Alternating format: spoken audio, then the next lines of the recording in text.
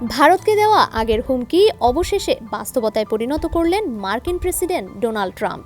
ভারত সহ রাশিয়ার কাছ থেকে তেল কেনা দেশগুলোর ওপর সর্বোচ্চ 500% শুল্ক আরোপের বিধান রেখে বিল অনুমোদন করেছেন তিনি। একই শর্ত আরোপ করা হয়েছে চীন ও ব্রাজিলের ওপরও। ভবিষ্যৎ হোক নিরাপদ, বিনিয়োগ হোক বিশ্বস্ত, আর আমার পছন্দ সল্ট বে। ওয়েলকাম টু সল্ট বে। পাশাপাশি ট্রাম্প ভারত নেতৃত্বাধীন আন্তর্জাতিক সৌরজোট আইএসএ থেকে যুক্তরাষ্ট্রকে প্রত্যাহার করে নিয়েছেন। এসব পদক্ষেপের কারণে জ্বালানি ইস্যুতে ভারত দ্বিমুখী চাপে পড়েছে। ভারতের নতুন মার্কিন রাষ্ট্রদূত সার্জিও গোরের যোগদানের আগে আগে এই সিদ্ধান্ত নিল যুক্তরাষ্ট্র। এর আগে রোববার রাশিয়ার তেল ক্রয় সম্পর্কে এক প্রশ্নের জবাবে ট্রাম্প ভারতের উদ্দেশ্যে বলেছিলেন, নরেন্দ্র মোদী একজন ভালো মানুষ, তিনি জানতেন আমি খুশি নই এবং আমাকে খুশি করা গুরুত্বপূর্ণ। আমরা খুব দ্রুত তাদের উপর শুল্ক বসাতে পারি। ভারতকে লক্ষ্য করে এমন মন্তব্য করেন তিনি।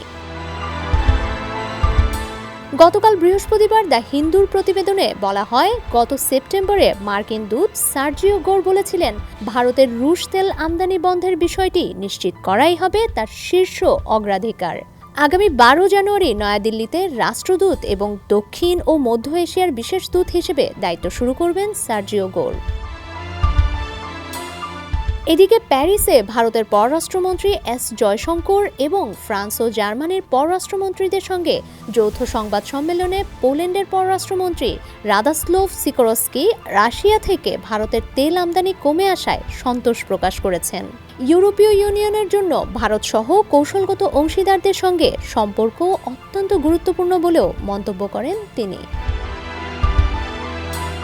ট্রাম্পের ঘনিষ্ঠ সহযোগী মার্কিন সিনেটর লিন্ডসে গ্রাহাম এক বিবৃতিতে জানান, মার্কিন প্রেসিডেন্ট বুধবার রাশিয়ার ওপর নিষেধাজ্ঞা বিলটিতে সবুজ সংকেত দিয়েছেন, জানিয়ে আগামী সপ্তাহের শুরুতেই কংগ্রেসে ভোট হতে পারে। তিনি বলেন, এই বিলটি প্রেসিডেন্ট ট্রাম্পকে চীন, ভারত ও ব্রাজিলের মতো দেশগুলোর ওপর বিপুল চাপ সৃষ্টি করার সুযোগ তৈরি করে দিবে, যাতে তারা রাশিয়ার সস্তা তেল কেনা বন্ধে অনুপ্রাণিত হয়, যে তেল ইউক্রেনের বিরুদ্ধে পুতিনের রক্তক্ষয়ী যুদ্ধে অর্থ যোগাচ্ছে। রাশিয়ার উপর নিষেধাজ্ঞা আইনটি অর্থাৎ রাশিয়ার স্যাংশনস অ্যাক্ট একটি দ্বিদলীয় বিল, যা গত এপ্রিল মাসে সিনেটে উত্থাপন করা হয়।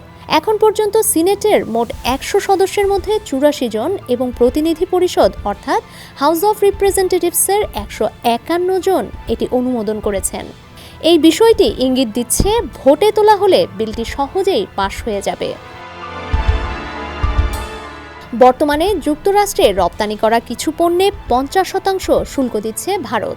এর মধ্যে 25% আগে থেকেই রাশিয়ার তেল কেনার কারণে আরোপিত। নতুন এই বিল পাশ হলে এই শুল্কের পরিমাণ আকাশচুম্বী হতে পারে, যা দুই দেশের বাণিজ্যে বড় প্রভাব ফেলবে। আল জাজিরা জানায়, ইউক্রেন যুদ্ধের প্রতিক্রিয়ায় রাশিয়ার জ্বালানি খাতে মার্কিন ও ইউরোপীয় নিষেধাজ্ঞা আরোপ করা সত্ত্বেও চীন ও ব্রাজিল রাশিয়ার তেলের প্রধান ক্রেতা।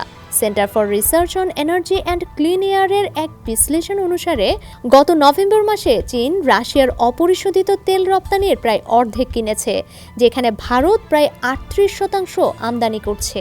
2022 সালে ইউক্রেন আক্রমণের পর ব্রাজিল ভর্তুকিযুক্ত রাশিয়ান তেল কেনা নাটকীয়ভাবে বাড়িয়ে দিয়েছিল, কিন্তু সাম্প্রতিক মাসগুলোতে সেই আমদানি উল্লেখযোগ্যভাবে কমে গেছে। এ পরিস্থিতিতে চীন যুক্তরাষ্ট্রকে সতর্ক করেছে। আনাদোলু এজেন্সি জানায়, চীন বৃহস্পতিবার রাশিয়ার সঙ্গে বেইজিংয়ের অর্থনৈতিক ও বাণিজ্যিক সম্পর্ক বিঘ্নিত করার যে কোনো প্রচেষ্টার বিরুদ্ধে সতর্ক করেছে। দেশটির পররাষ্ট্র মন্ত্রণালয়ের মুখপাত্র মাও নিং সাংবাদিকদের বলেন, বেইজিং সর্বদা অবৈধ ও একতরফা নিষেধাজ্ঞার বিরোধিতা করে। তিনি জোর দিয়ে বলেন, রাশিয়ার সঙ্গে চীনের স্বাভাবিক অর্থনৈতিক ও বাণিজ্যিক সম্পর্ক বৈধ এবং এতে হস্তক্ষেপ করা উচিত নয়। মাও বলেন, রাশিয়ার সঙ্গে স্বাভাবিক অর্থনৈতিক ও বাণিজ্যিক সম্পর্ক তৃতীয় পক্ষকে লক্ষ্য করে না এবং এটি ব্যাহত বা প্রভাবিত করা উচিত নয়। রাশিয়ার তথ্যমতে 2025 সালে রাশিয়ার সঙ্গে চীনের বাণিজ্যের পরিমাণ $220 বিলিয়ন ছাড়িয়ে যাওয়ার আশা করা হচ্ছে। তবে ইউক্রেন যুদ্ধের কারণে পশ্চিমা দেশগুলোর পক্ষ থেকে ক্রমবর্ধমান অর্থনৈতিক চাপে রয়েছে মস্কো। অন্যদিকে ভেনেজুয়েলায় মার্কিন সামরিক অভিযান সম্পর্কে জাতিসংঘের মানবাধিকার বিষয়ক হাইকমিশনার ভলকার তুর্কের মন্তব্যেরও জবাব দিয়েছেন মাও। তিনি বলেন, চীন মানবাধিকারের রাজনীতিকরণ ও হাতিয়ারকরণে ধারাবাহিকভাবে বিরোধিতা করে। ডেস্ক রিপোর্ট, সমকাল।